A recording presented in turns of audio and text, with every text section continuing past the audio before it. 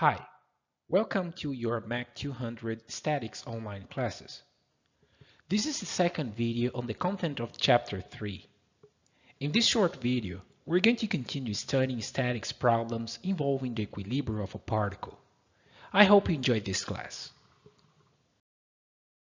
Let's take from where we left in the previous video by considering now the application of the equilibrium analysis to a coplanar force system. As we have already seen in previous videos, a coplanar force system has forces acting on a plane, like this situation here, in which all forces act on the xy plane.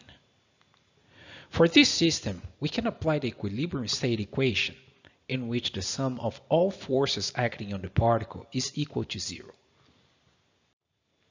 In order to solve a problem like this, first, we need to find the components of all forces in the xy direction, and then write the equilibrium state equation in the Cartesian vector form. Then, we have to apply the equilibrium state conditions separately for each direction, in such a way that in order to guarantee the full equilibrium of the particle, both equations must be satisfied. And these two equations can be solved for at most two unknowns, generally represented as angles and magnitudes of the forces shown in the particle's free body diagram. When apply each of the two equations of equilibrium, we must account for the sense of the direction of any component by using an algebraic sign. This sign corresponds to the arrowhead direction of the component along the x or y axis. Let's consider the following example, in which we have to find the magnitude of a force F in equilibrium with another force with 10 newtons of magnitude. Since we don't have any prior information about the sense of F, we just go ahead and assume by default that it is oriented towards the positive x direction. Then, after applying the equilibrium condition for the x direction, we solve this equation for F, and we find that it has a negative sign, which actually means that F is pointed towards the negative direction of the x-axis. Then all we have to do is to invert the sense of the vector in the free body diagram to make it consistent with the equilibrium state of the particle.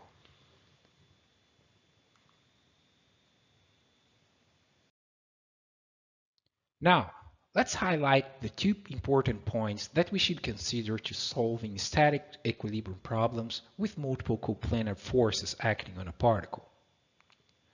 In the first step, as we already highlighted in the previous video, we have to draw the particle's free body diagram. This requires removing all the supports and isolating the particle from its surroundings, and then showing all the forces that act on it. And the second step is the application of the static equilibrium condition for a particle.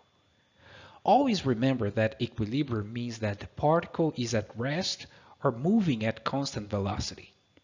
In two dimensions, the condition for equilibrium requires that the sum of all forces acting on the particle in the respective x and y directions should be equal to 0. Before we start showing some examples, it's good to establish a clear procedure for analysis that can be followed when we have to solve equilibrium problems. Instead of just listing the steps, let's do it considering an example to illustrate this procedure. Let's consider that we have a crane like this one in the picture, in which the chains exert 3 forces on the ring A.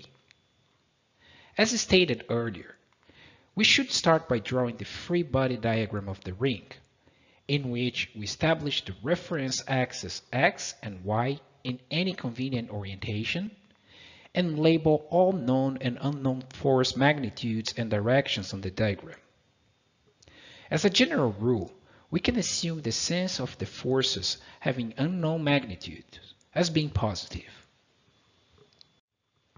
Then, in the next step, we have to set the equations of equilibrium, in which first, we have to decompose all forces along the x and y axis. Then applying the equations of equilibrium for the x and y directions, taking into consideration the sign of the force according to the orientation pointed in the free body diagram. After calculating the required force, we have to check the result with the sense indicated in the free body diagram. Then, if the solution for a force results in a negative value, this indicates that its sense is the reverse of that shown in the free body diagram. Now, let's work on at least one example. In example 3.2, we have to determine the tension in the cables BA and BC necessary to support the 60 kilogram cylinder as shown in this figure. Following the procedure described earlier, we start by drawing the free body diagram, in which for this problem we have to consider two separate diagrams. First, we draw a free body diagram for the cylinder, where we identify the two forces acting on the cylinder, which are its weight, that can be directly calculated from its mass, and the tension in the cable BD. The second free body diagram is for the ring B, in which three forces can be identified, which are the tension in the cable BD and the tensions in the cable BA and BC, the two unknowns we want to find in this problem. Now that we are done with the free body diagrams, let's focus on the next step, which is writing the equations of equilibrium. Let's start with the cylinder, where we have the forces acting only through the direction of the y-axis, and then the tension in the cable BD can be calculated directly from the weight of the cylinder.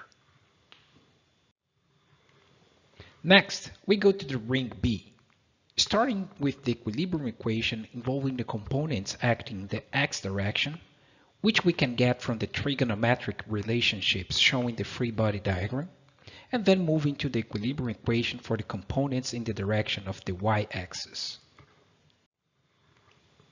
Since these two equations involve the two unknowns of the problem, which are the tension in the cable BA or TA and the tension in the cable BC or TC, we ended up having two equations and two unknowns, which solving them by substituting one into another, we have the final answers that are 476 newtons for TC and 420 newtons for TA.